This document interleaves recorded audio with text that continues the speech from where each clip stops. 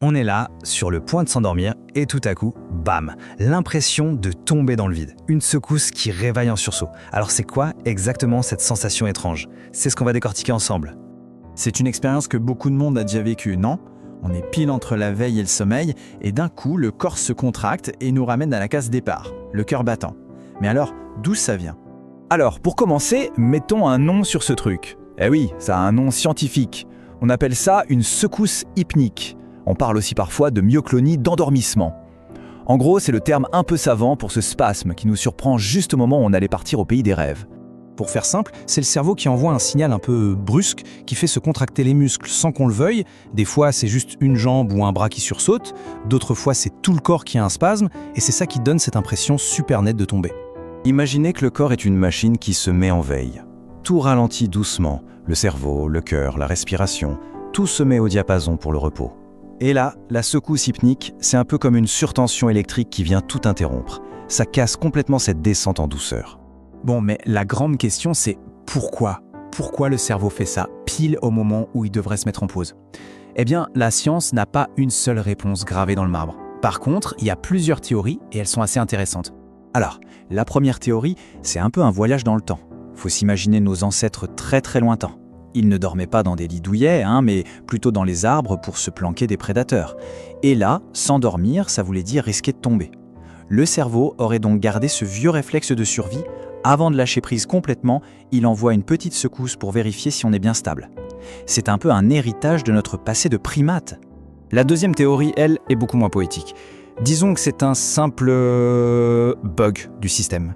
Le passage de l'éveil au sommeil pour le cerveau, c'est une opération assez complexe. Et comme n'importe quel système complexe, parfois, il y a un petit couac, une petite erreur de transition.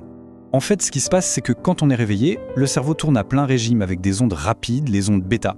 Pour dormir, il doit basculer sur un mode beaucoup plus lent, avec des ondes θ et delta. Et c'est pendant ce changement de vitesse qu'il peut y avoir un faux contact, une impulsion électrique qui part au mauvais moment et qui atteint les muscles. Voilà la secousse. Troisième piste, le stress et l'anxiété. Forcément, quand on est stressé, notre système nerveux est sur le qui-vive en permanence. Alors au moment de s'endormir, c'est la pagaille là-haut, une partie du cerveau dit « Ok, on se calme, on dort », et une autre partie hurle « Attention, danger, reste alerte !» Et ce conflit interne, ça peut provoquer une décharge nerveuse qui se manifeste par un spasme. Et enfin, la quatrième théorie, c'est celle des stimulants. C'est assez logique. Le café après 16 heures, la boisson énergisante pour finir un dossier, tout ça, ça maintient le système nerveux en mode on.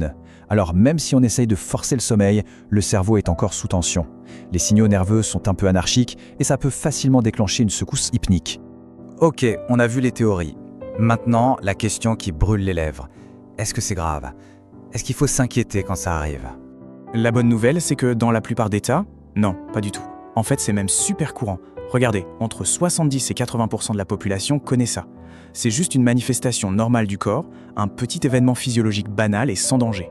Bon, attention quand même. Il y a des cas où il faut être un peu plus vigilant. Si les secousses deviennent très fréquentes, genre tous les soirs, si elles empêchent vraiment de dormir et que ça crée de l'anxiété, là, ça vaut le coup d'en parler à un médecin. Ça peut parfois être le symptôme d'autre chose, comme le mouvement périodique des jambes pendant le sommeil. Mais pas de panique, c'est quelque chose que les médecins savent très bien identifier. Maintenant qu'on est rassuré, voyons le côté pratique. Est-ce qu'on peut faire quelque chose pour en avoir moins souvent? La réponse est oui. Il existe des petites astuces pour aider à calmer le jeu. En fait, il suffit souvent de mettre en place une bonne routine de sommeil. Le système nerveux, il adore ça, la routine. Donc, des choses simples. On lève le pied sur la caféine en fin de journée. On évite les écrans juste avant de dormir parce que leur lumière bleue perturbe notre horloge interne. On peut aussi instaurer un petit rituel relaxant, comme lire un peu ou écouter de la musique calme. Et bien sûr, des horaires de sommeil réguliers et un peu de sport dans la journée pour gérer le stress, c'est le combo gagnant. Finalement, quand on y pense, cette petite bizarrerie du sommeil a quelque chose d'assez fascinant. C'est un peu comme si notre corps se souvenait d'un danger qui n'existe plus depuis des millénaires. Cette secousse, ce n'est peut-être qu'un lointain écho de notre passé. Un petit bug de notre système nerveux qui nous rappelle d'où on vient. La prochaine fois que ça arrivera, qui sait, on y pensera peut-être d'un autre œil.